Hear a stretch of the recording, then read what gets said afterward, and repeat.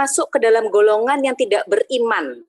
Apabila kita tidak atau belum mau bersedekah, belum mau infak atau wakaf, karena menurut perkiraan hitung-hitungan matematika dunia, uang kita hanya bisa bertahan untuk 1 bulan ke depan.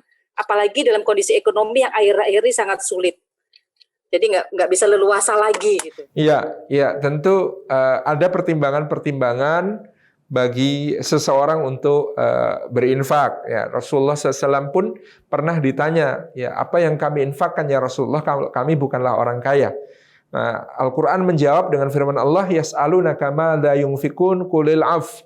Mereka bertanya kepadamu, hai Muhammad, apa yang harus mereka nafkahkan, apa yang harus mereka infakkan.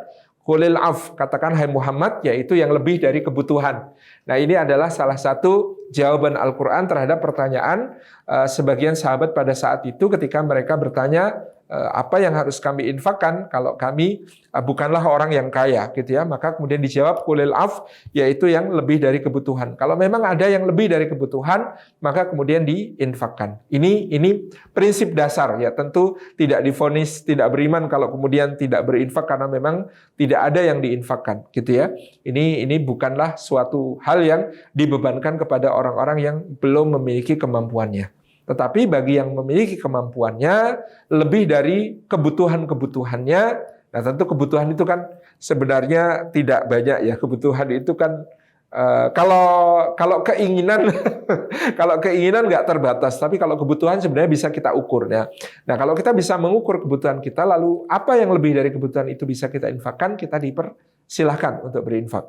Nah, adapun ada level-level keimanan yang mungkin memang tidak semua orang bisa mencapai, seperti Sayyidina Umar bin Khattab yang kemudian menginfakkan separuh hartanya ya, atau Sayyidina Abu Bakar As-Siddiq yang menginfakkan seluruh hartanya.